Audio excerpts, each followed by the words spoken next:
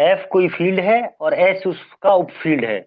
हमें सिद्ध करना है कि जो एफ है वो एस पर सदिश समष्टि बनाता है। ठीक है, देखो कैसे करेंगे इसको प्रूफ। माना कि एफ प्लस डॉट एक फील्ड है, क्षेत्र है यानी कि ये एक, तथा एस फील्ड एफ का कोई उपफील्ड है।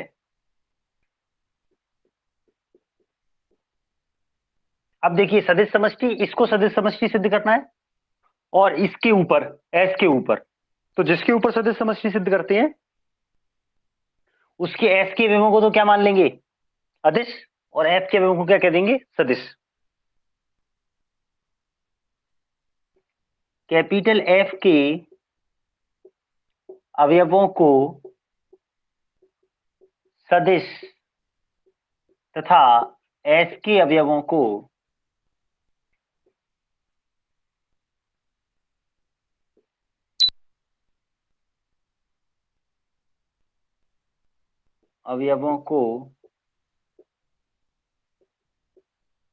अदिश कहते हैं।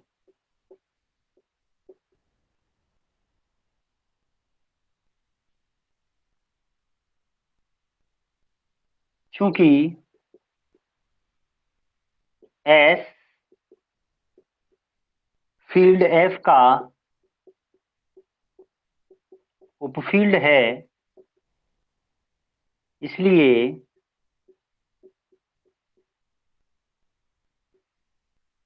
एस के अवयव एफ के भी अवयव हैं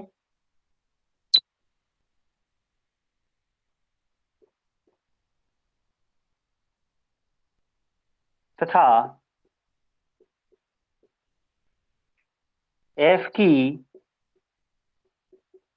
गुणन संक्रिया ही अदिश गुणन संक्रिया है।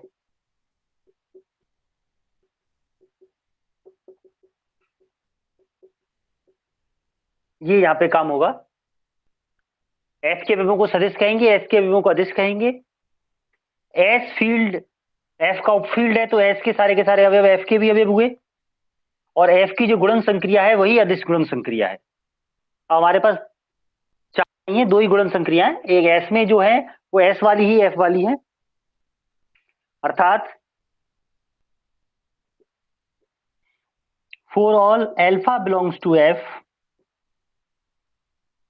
तथा इसको भी कह देते हैं सदिश, तथा alpha belongs to S, it implies alpha dot V belongs to F. देखिए एल्फा एफ का अवयव है, वो वी एफ का अवयव है, एल्फा एस का अवयव है, तो एल्फा जो है कि एफ का अवयव होगा, तो एल्फा डॉट वी एफ के अवयव भी आएंगे क्योंकि एफ फील्ड है। और यही अदिश गुणन संक्रिया की भी बात है कि किसी अदिश को सदिश से गुणा करोगे तो सदिश आएगा, एफ के अवयव आएंगे। तो वो बात यहाँ पे सिद्ध हो रही है। अब सबसे पहले फर्स्ट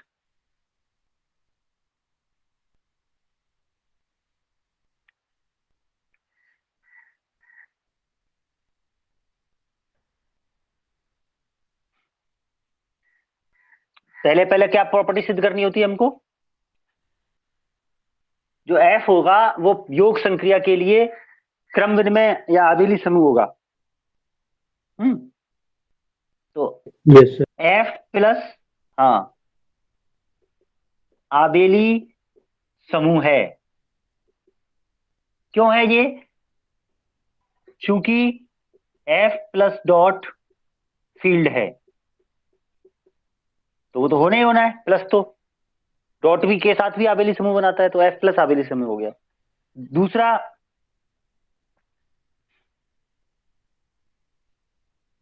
अदिश गुणन के लिए बंटनता, अदिश गुणन के लिए बंटनता, अदिश गुणन के लिए बंटनता की बात करें ये कब होगा? तो माना एल्फा बिलोंग्स टू एस और V1 V2 belongs to F. तो देखिए, यदि हम alpha dot V1 plus V2 निकालें तो क्या आएगा? Alpha dot V1 plus alpha dot V2 आएगा। ऐसा इसलिए क्योंकि देखिए, एल्फा एस का अवयव है और S is the subset of F. तो एल्फा किसका अवयव हो गया? एफ का अवयव हो गया।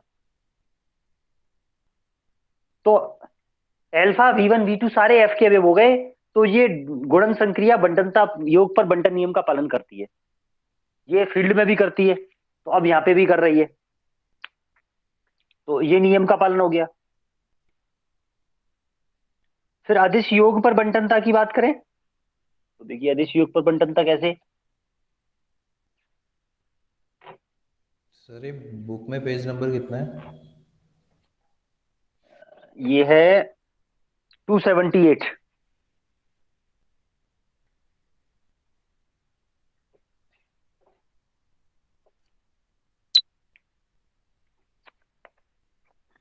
नेक्स्ट है थर्ड, अदिश योग पर बंटनता। अदिश योग पर बंटनता, इसमें क्या होगा? आप दो अवयव लेंगे। माना alpha 1 alpha 2 belongs to S तथा V बिलोंग्स टू एफ। तो तब ये निकालें तो ये वैल्यू क्या हो जाएगी? ये alpha 1 dot V plus alpha 2 dot V हो जाएगा। अब यहां भी वही काम होगा। एल्फा 1 एल्फा 2 एस के अवयव हैं, तो ये एल्फा 1 एल्फा 2 एफ के अवयव हो जाएंगे, क्योंकि S is the subset of F और एफ फील्ड है।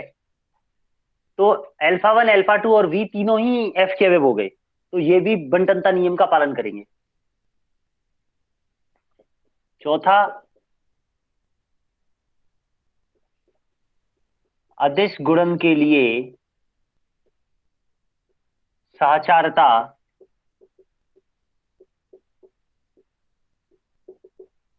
तो माना alpha 1 alpha 2 belongs to S तथा V बिलोंग्स टू एफ। तो alpha 1 dot alpha 2 dot V equal to alpha 1 dot alpha 2 dot V होगा। अब इसका रीजन ही वही है कि एल्फा 1 एल्फा 2 एस के अवयव हैं, तो it implies alpha 1 alpha 2 F के अवयव हो जाएंगे। S is the subset of F. तो जब तीनों ही एल्फा 1 एल्फा 2 V सभी एफ के अवयव हो जाएंगे, तो फिर वो डॉट के लिए भी साचार नियम का पालन होगा, क्योंकि डॉट के लिए भी आबेली ग्रुप है। और लास्ट पांचवा नियम की हम बात करें, there exist one belongs to S such that one dot V one dot V equal to V for all V belongs to F. इसका कारण भी यही है, since one belongs to S it implies one belongs to F. तो one F में भी है, तो वन डॉट वी करने पर V आएगा। अतः एफ स्वयं के उपफील्ड एस पर एक सदिश समष्टि है। ठीक है ना? इस तरह से हम इसको सिद्ध कर सकते हैं, और ये एक इंपॉर्टेंट थ्योरम है, ध्यान रखना। अच्छा, इसमें सिद्ध करने में ज्यादा कुछ है नहीं, आपको बस सारे नियम याद होने चाहिए। वो नियम ऑटोमेटिक फॉलो हो जाएंगे, क्योंकि सारे के सारे अवयव फील्ड के ही अवयव है। ठीक है ना? एस उपफील्ड है, तो एस को आपने अदिश लिया है, एफ को आपने सदिश लिया है। तो जो एस के लिए अवयव माने जाएंगे अदिश वाले, वो भी एफ के अवयव ही होंगे, सबसेट है उसका। तो वो ऑटोमेटिक रूल्स का पालन करेंगे। तो आपको बस रूल्स याद होने चाहिए, कौन कौन से रूल्स है, उनका नाम लिखिए और वो रूल फॉलो हो जाएगा। ठीक है, इस तरह से हम इसको सिद्ध कर लेंगे। Yes sir. अब देखिए हम थ्योरम करते हैं इसमें, सदिश समष्टि के गुणधर्म।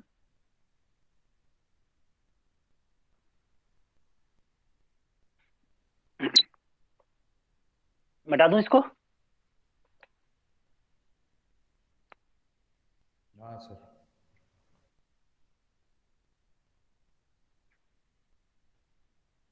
ये कई बार पूछी गई ये वाली थ्योरम अभी जो हमने की है, बस उपफील्ड वाली।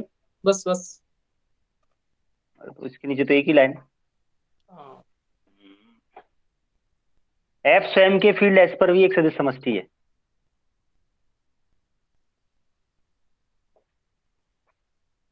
देखो नेक्स्ट थ्योरम, वो थ्योरम नंबर 1।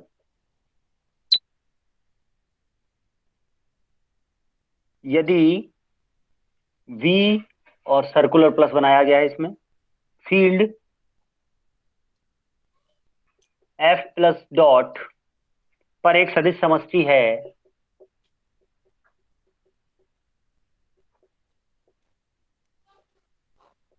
पर एक सदिश समष्टि है, तथा V का शून्य 0, मैं इसको ना 0 वेक्टर लिख रहा हूं, बुक में इसको बोल्ड लिखा गया है, तो अब बोल्ड हम बना नहीं सकते बार बार, तो हम 0 वेक्टर कह देंगे। तथा F का योज्य तत्समक 0 है, तो ये दोनों शून्यों में अंतर आ गया।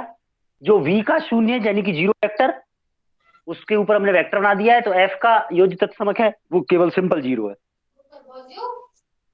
साथ ही ये अशोक, तुम्हारा माइक ऑन है शायद, माइक बंद करो। साथ ही डॉट एक बाह्य संक्रिया है, तब देखिए कई सारे रिजल्ट हैं, पहले लिख लेते हैं फिर एक साथ प्रूफ करेंगे। First, alpha dot 0 vector, alpha dot 0 vector equal to 0 vector आएगा, ठीक है, for all alpha belongs to F. दूसरा,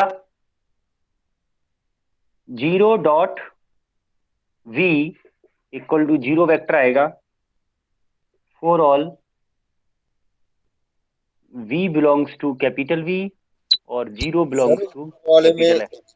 alpha dot zero vector equal to zero है सर। नहीं नहीं, वो गलत है, 0 वेक्टर होगा वो। अच्छा, हम्म। अच्छा ये बताओ, अदिश और सदिश को गुणा करके सदिश ही तो आएगा। एल्फा डॉट वी क्या होता है? वी होता है ना, सदिश वेक्टर हाँ, होता है तो वेक्टर, हाँ वेक्टर आएगा। एल्फा डॉट माइनस वी जो है वो माइनस एल्फा डॉट वी होगा for all alpha belongs to F और V belongs to capital V. चौथा, माइनस एल्फा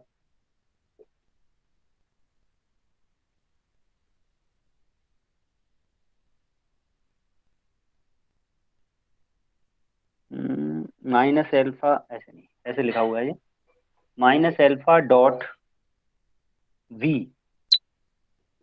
ये एल्फा डॉट माइनस वी होगा for all alpha belongs to F V belongs to capital V. और पांचवा,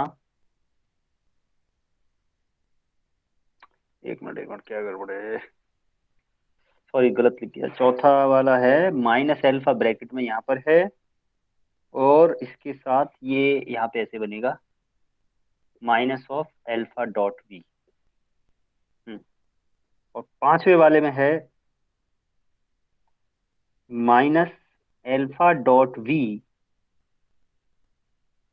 इस तरीके से, ये हो जाएगा alpha dot of minus be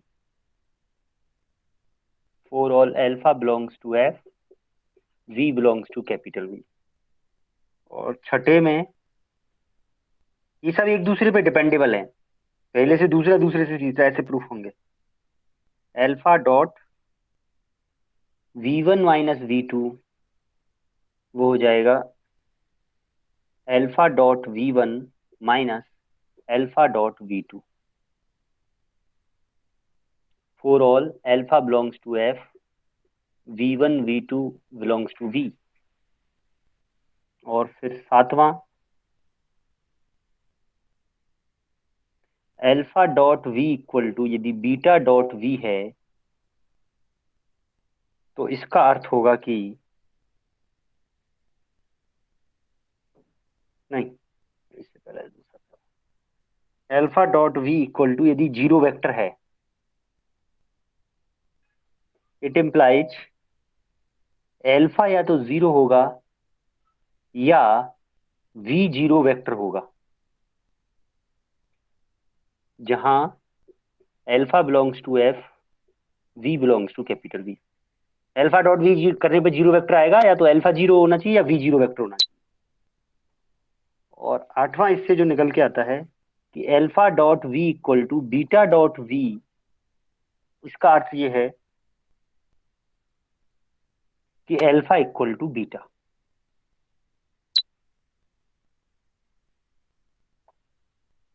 alpha equal to beta यदि alpha beta belongs to F and v does not equal to zero belongs to capital V.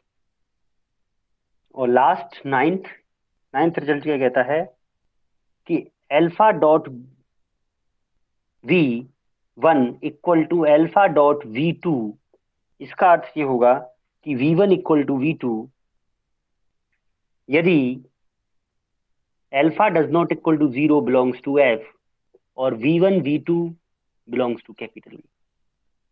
थोड़ा सावधानी से, मिक्स होने का खतरा है इनका एक दूसरे में।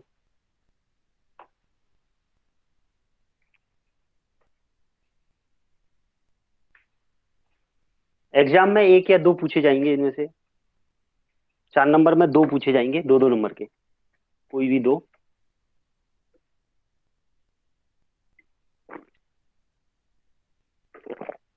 उसके लिए जरूरी है कि आपको रिजल्ट सारे याद हो, तो कोई से भी 2 पूछे जा सकते हैं और वो एक दूसरे पर डिपेंडेंट है। तो देखिए, याद रखने का तरीका मैं बता देता हूँ आपको। एक बार लिख लिया तो बोर्ड पे देखो। देखो, अल्फा डॉट जीरो वेक्टर करने पर हमेशा जीरो वेक्टर आएगा। देखिए, डॉट प्रोडक्ट किस किसके बीच में होता है? स्केलर और वेक्टर के बीच में, है ना। ये अल्फा डॉट वी है, दो लाइन हमेशा ऐसा ही होगा, है। 2 लाइन रह गए, 1 मिनट रुक दो। हाँ हाँ, लिखो लिखो।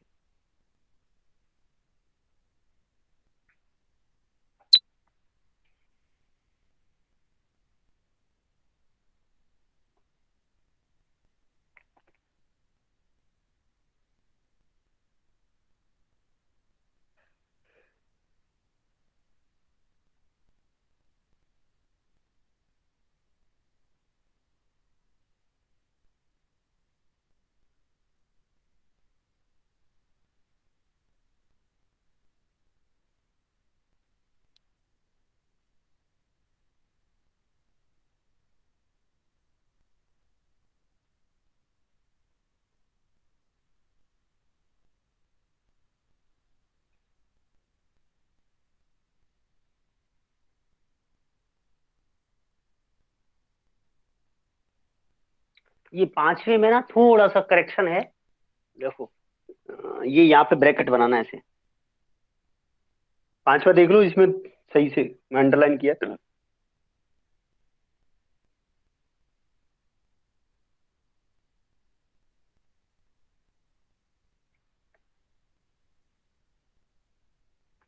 देखो समझिए, एक स्केलर को वेक्टर से मल्टीप्लाई करेंगे, वेक्टर ही आएगा। तो alpha dot zero, zero vector आएगा। जीरो डॉट वी करने पर भी जीरो वेक्टर आएगा। और अल्फा का माइनस वी से डॉट करेंगे तो माइनस सबसे बाहर आ जाएगा, चाहे माइनस अल्फा डॉट वी करें तब भी माइनस सबसे बाहर आ जाएगा। ये दोनों बराबर है राइट साइड वाले, तो एलएचएस भी बराबर होगा, है ना। 3 और 4 से 5वां याद रखा जा सकता है। और alpha dot V1 minus V2, तो ये भी एक तरह से alpha dot V1 minus alpha dot V2, तो ये बंटन का नियम लागू हो रहा है। Alpha dot V zero vector है, तो या तो एल्फा जीरो होगा या V जीरो होगा, ऑब्वियस है। Same alpha dot V equal to beta dot V है, तो एल्फा इक्वल टू बीटा है। और alpha dot V1 equal to alpha dot V2 है, तो V1 इक्वल टू V2 है। ठीक है, तो निरसन नियम की तरह काम करेंगे रहेंगे। इस तरह से ये हम इसको बता सकते हैं। अब देखो एक एक करके सबका प्रूफ देखें।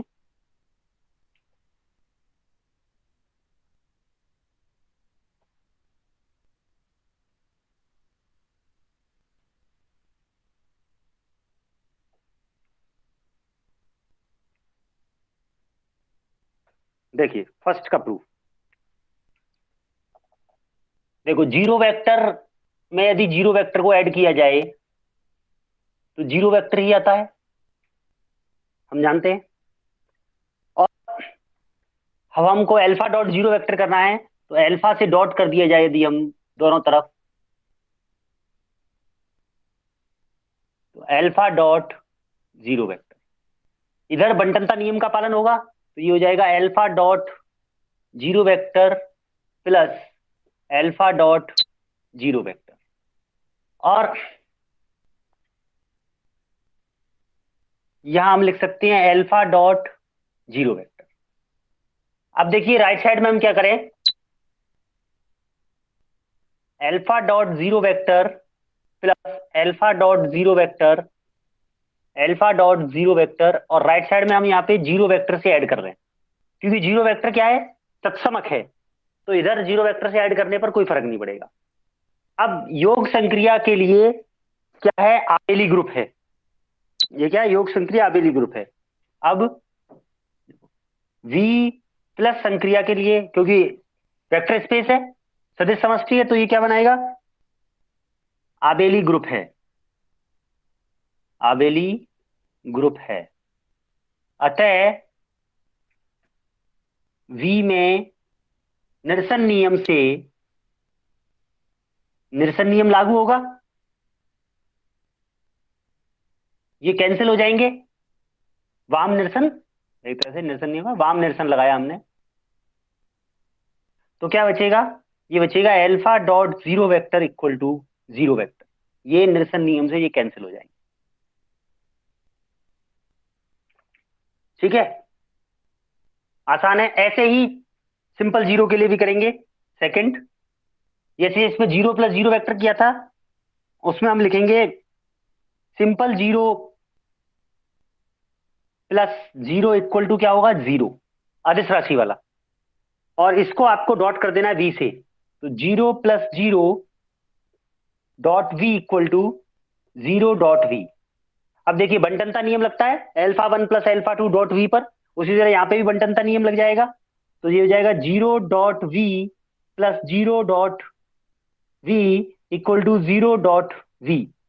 और राइट साइड में हम इसमें जीरो वेक्टर, और ये प्लस कौन सा आएगा, सदिश वाला प्लस आएगा, यहाँ पे ध्यान रखना, क्योंकि ये सदिश राशि, ये सदिश राशि, इनके बीच में सदिश लगेगा, और इधर हम इसमें जीरो वेक्टर ऐड कर देते हैं, तो अगेन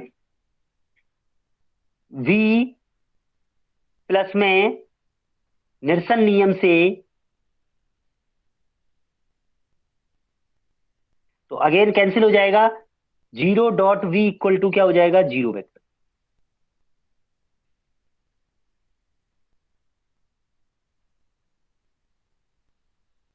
ठीक है,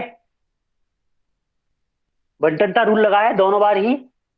बस यहाँ पे ये ध्यान रखना कि ये सदिश राशि बीच में योग का चिन्ह लगेगा, सदिश वाला।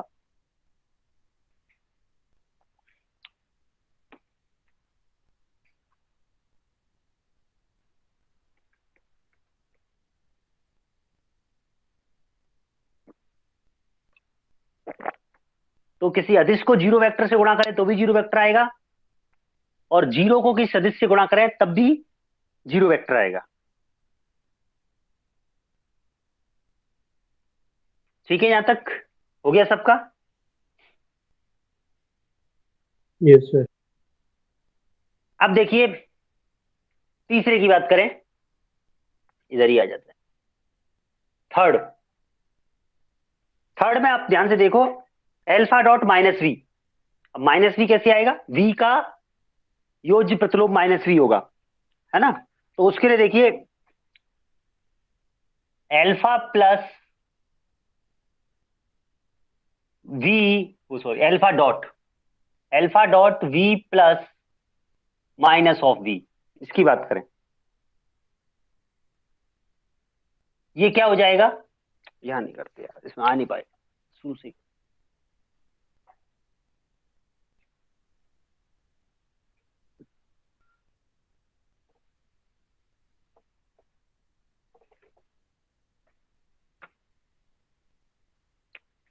Third, alpha dot V plus minus V, ये क्या होगा बंटनता रूल से? ये हो जाएगा alpha dot V plus alpha dot minus V, इस तरह लिख दीजिए इनको अलग अलग ब्रैकेट में। और एलएचएस की बात करें तो एलएचएस क्या बन जाएगा?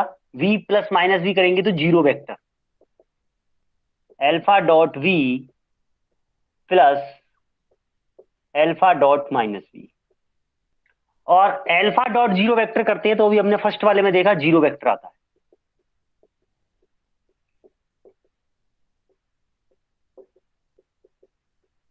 इसका अर्थ क्या हुआ कि ये जो सदिश राशि है वो इस सदिश राशि की योज्य प्रतिलोम है, ठीक है। अतः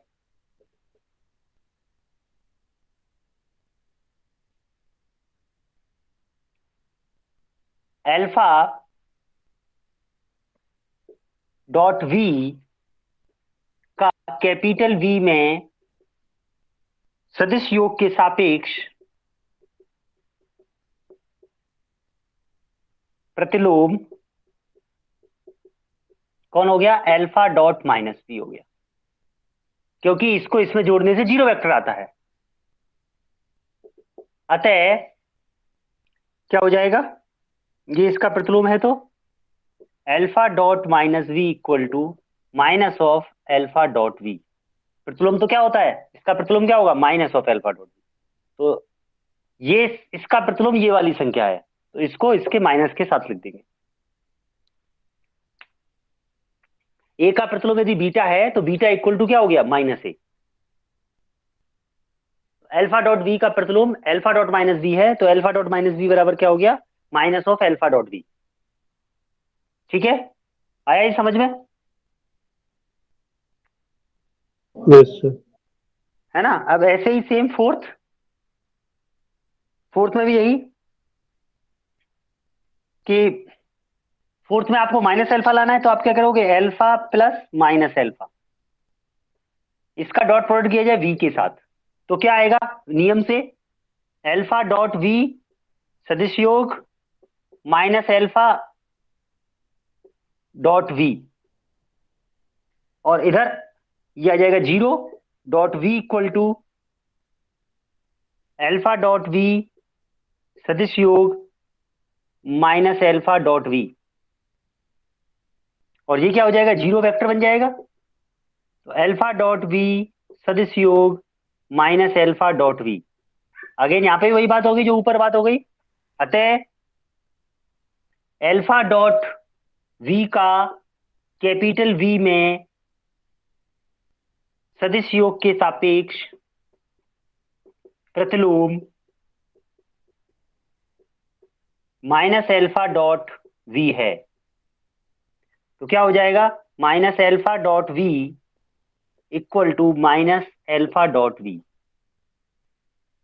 और यदि हम 3 और 4 को ध्यान से देखें तो राइट साइड बराबर है तो लेफ्ट साइड भी बराबर होगी, तो 3 और 4 से मिलाकर के हम पांचवा रूल बना सकते हैं कि माइनस कहीं पर भी हो वैल्यू बराबर आती है।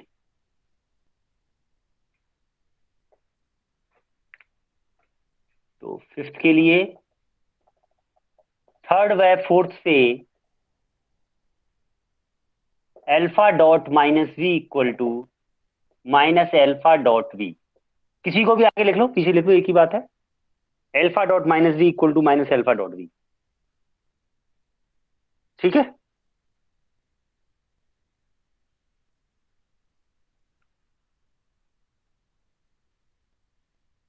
अब छठवें की बात की जाए, छठवें में आपको alpha dot V1 minus V2 करना है।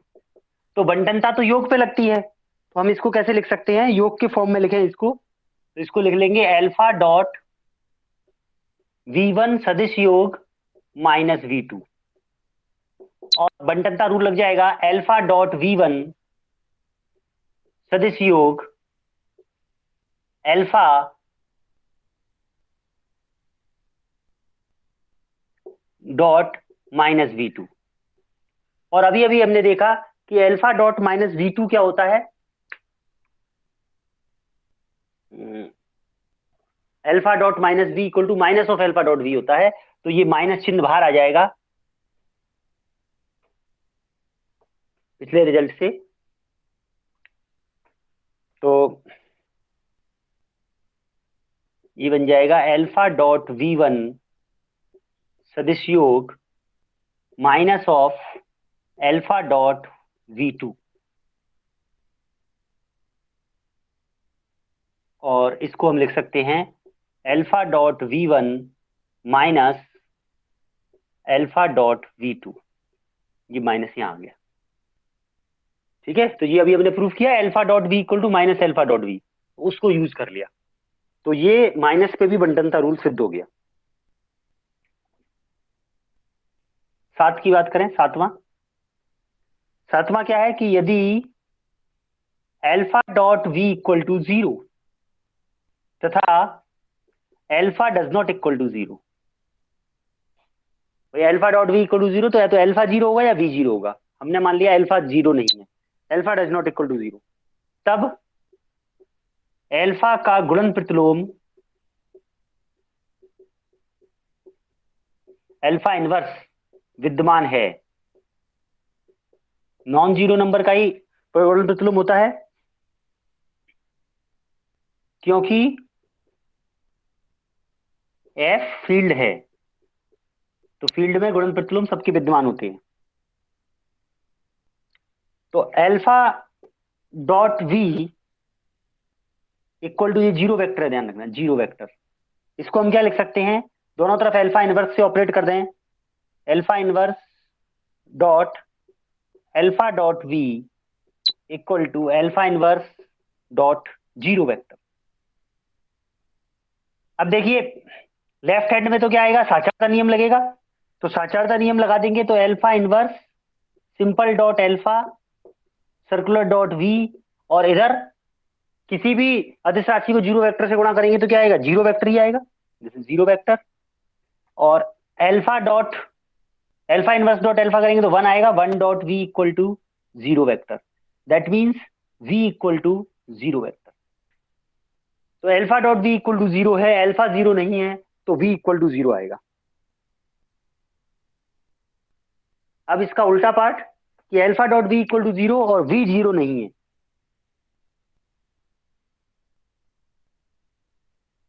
ये तो हमने मान लिया इसमें तो अल्फा जीरो नहीं था, तो V इक्वल टू जीरो होगा। पुनः माना alpha dot V equal to zero तथा V does not equal to zero, zero vector.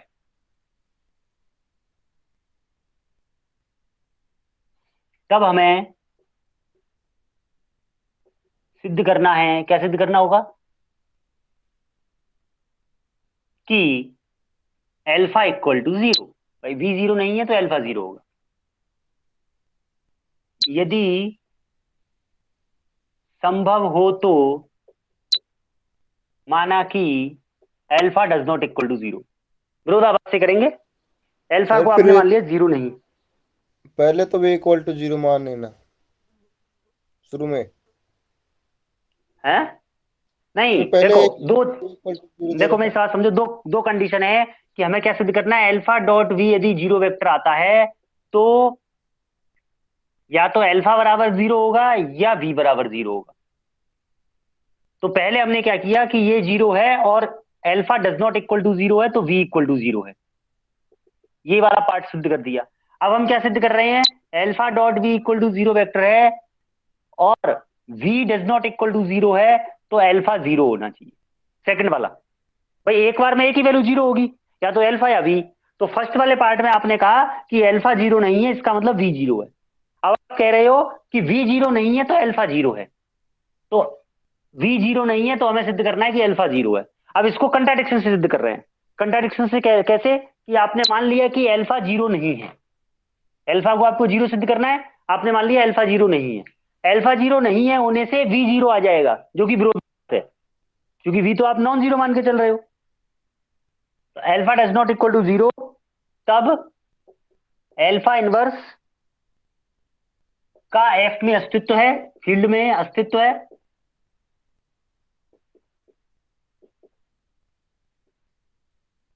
Alpha inverse का अस्तित्व है।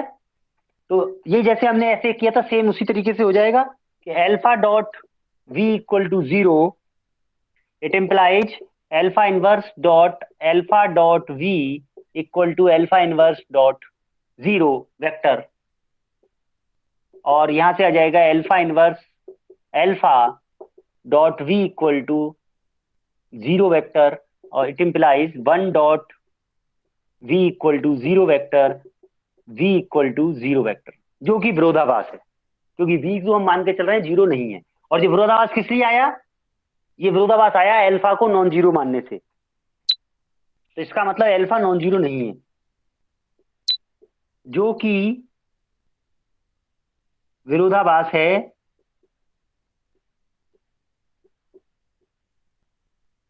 अतः अल्फा इक्वल टू जीरो होना चाहिए।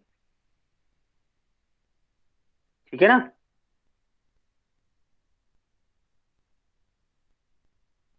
तो वी यदि जीरो नहीं है तो अल्फा जीरो होना चाहिए। तो अल्फा डॉट वी करने पर जीरो आ रहा है, तो कम से कम एक वैल्यू नॉन जीरो, कम से कम एक वैल्यू जीरो होगी, या तो अल्फा जीरो होगा या वी जीरो होगा। तो फर्स्ट पार्ट में हमने वी को जीरो मान के चले, तो अल्फा को नॉन जीरो मान के चले तो वी जीरो आ गया। सेकंड वाले में वी को नॉन जीरो मान के चले देंगे तो अल्फा जीरो आ जाएगा।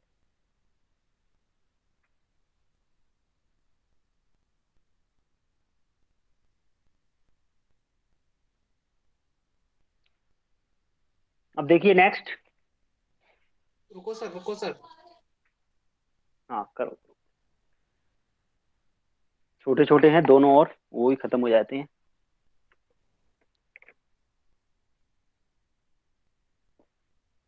सर ये कहने का हुआ अल्फा इक्वल्स टू जीरो यदि संभ्रंत, संभव हो तो। अच्छा संभव हो तो। हाँ, माना कि alpha does not equal to zero, वो तो सिद्ध करना है, जीरो नहीं है, जीरो के बराबर सिद्ध करना है। आपने विरोधाभास मान लिया कि जीरो नहीं है।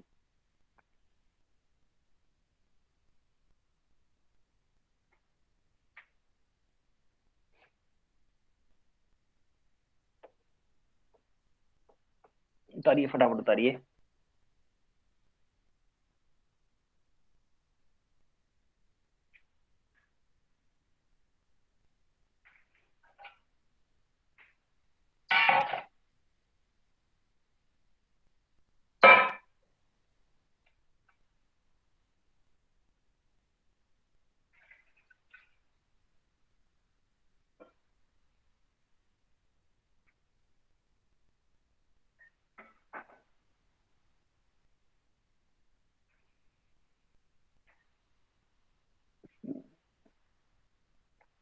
हाँ हो गया। अब देखिए, हम बात कर रहे हैं एर्थ की।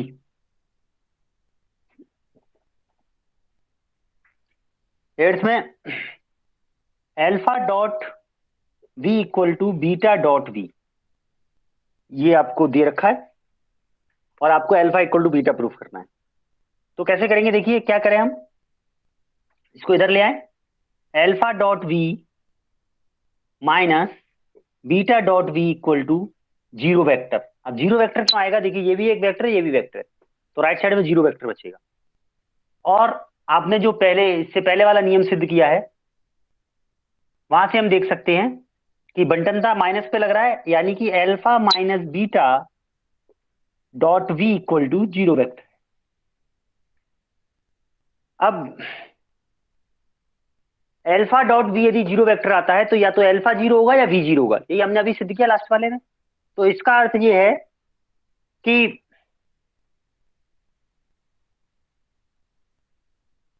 या तो alpha minus beta equal to 0 या v इक्वल टू 0 वेक्टर। अब यदि v 0 वेक्टर नहीं है तो अल्फा माइनस बीटा 0 होगा। It implies alpha minus beta equal to 0 चूंकि v does not equal to 0 vector. ये दिया हुआ है सवाल में। तो alpha minus beta equal to 0 आ गया, इसका मतलब alpha equal to beta, v does not equal to 0 vector. तो alpha dot v equal to beta dot v है, तो अल्फा इक्वल टू बीटा होगा यदि v 0 वेक्टर नहीं है तो। सेम इसी तरीके से आप नाइन्थ वाला प्रूफ कर सकते हैं, नाइन्थ में भी ऐसा ही है।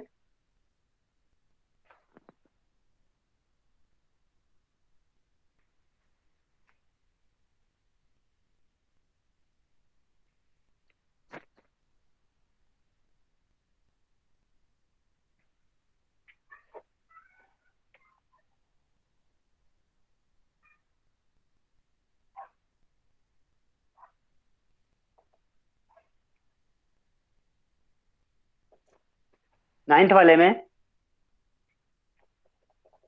उसमें आपको कंडीशन दे रखी है alpha dot v1 equal to beta dot v1, नहीं sorry, alpha dot v1 equal to alpha dot v2 दे रखा है, ये है वो। हाँ v2 है। तो इसमें भी जैसे इसकी तरह ही alpha dot v1 minus alpha dot v2 equal to 0 vector हो जाएगा, और माइनस के लिए बंटनता रूल लग जाएगा। तो alpha dot v1 minus v2 equal to 0 vector. अब ये क्या कहता है, ये कहता है कि अल्फा इक्वल टू 0 वेक्टर या अल्फा इक्वल टू 0 स्केलर दे दो, या v1 minus v2 equal to 0 vector, दोनों में से एक चीज होनी चाहिए।